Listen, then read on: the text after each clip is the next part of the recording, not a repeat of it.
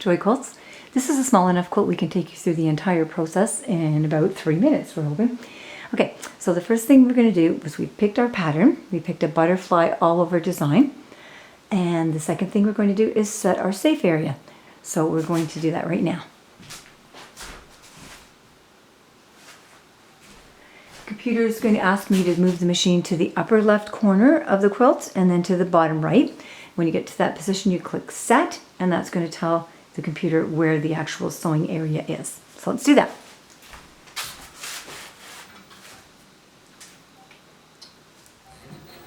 Left.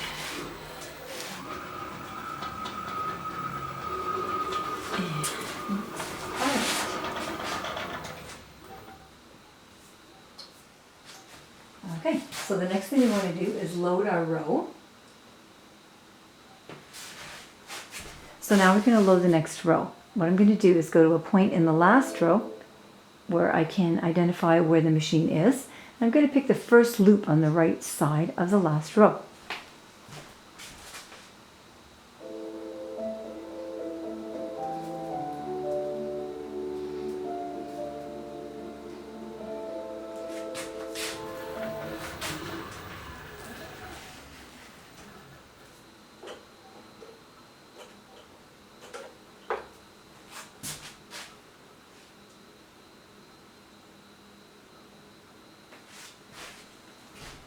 Once that's done, you bring it back down to normal size and you tell it to start at the start point.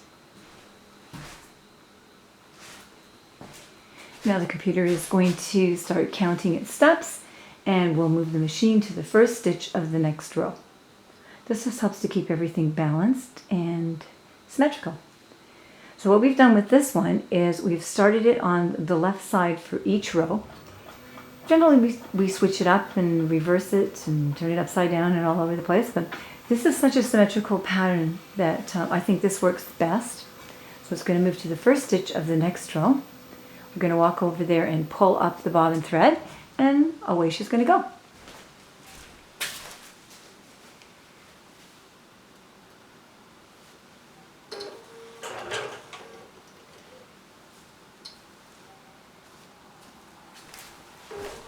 Now it's going to stitch across the quilt and drop that butterfly pattern in stitches as it goes along. This quilt had a very narrow border, so it really wasn't practical to put a separate border pattern in there. It would have had to be so narrow that it just wouldn't have worked. So we've just gone to within a ½ inch of the edge.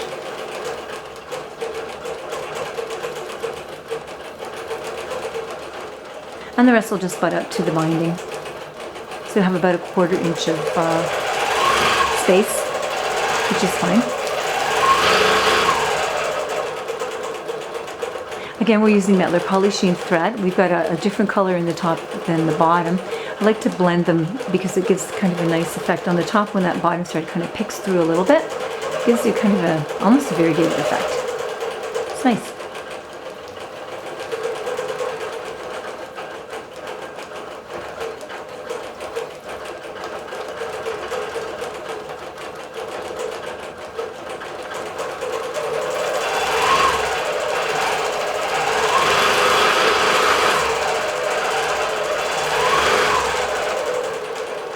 One of the interesting things too with a quilt of any size is when you put it on, you'll bring the bottom rail, or actually the top rail, because if you tied on your top rail, you would be using this and your quilt would be pinned to it.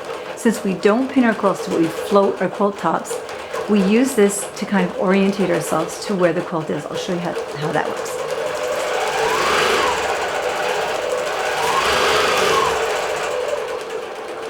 So we just pull that up.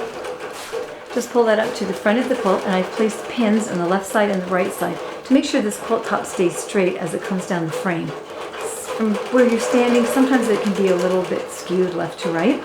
And especially in something like this where we're going about a ½ inch from the edge of the quilt, we want to make sure that it's symmetrical on both sides.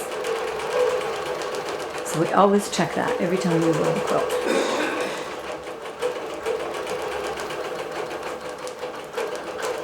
The other thing we do is measure. I'll do maybe one more row because it looks like I have 3 left. just to make sure that the pattern repeat is going to fit in the space that we've allowed for it. If not, this is the best time to adjust it. I know I sound like a broken record on this, but there's nothing worse than getting to the end of your quilt and having 3/4 of the space that you needed to drop that pattern in. It's not going to look good. So it takes a lot longer to unquilt than it takes to quilt.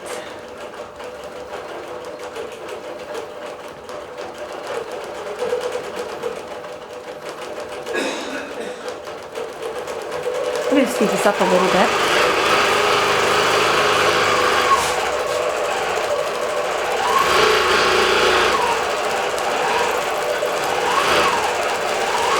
Using the SCK needles, the Jersey stretch needles, is always a good idea because they spread the fibers apart rather than cutting into them like a sharp needle would.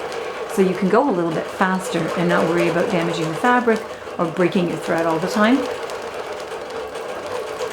We always use good quality thread. I have really bad luck with poor quality thread, so we always use the best. Metler Polysheen is probably my favorite. Next to that is Orfil Cotton, which is really, really nice. It goes through the machine very nicely. We use the 50 weight. Another nice thread is the King Tut. It's a 40 weight cotton variegated thread. A lot more fluff comes out of it. You have to clean your machine a lot more often. This machine has to be oiled every day. If I'm using King Tut, I have to oil it 2 or 3 times a day. Probably with every bobbin change. Silky Blendable is a 30 weight thread, which is a little bit heavier even than the King Tut. And it's variegated and also has the same fluff problem. So it kind of all depends on the effect that you want, but they certainly come with different levels of work.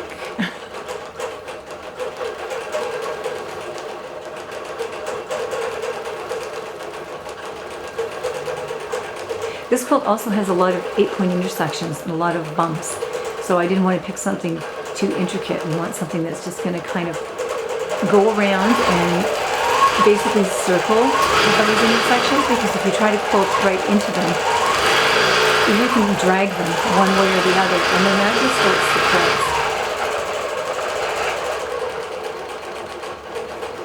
This is a super pretty little quilt. We don't want to distort it at all if we can avoid it.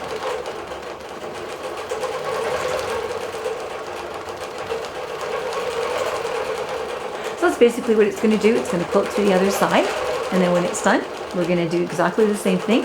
Pick a point on the last row, snap to that point, reduce back to size, and press start, and go to the start point, and it'll go back to the left side again.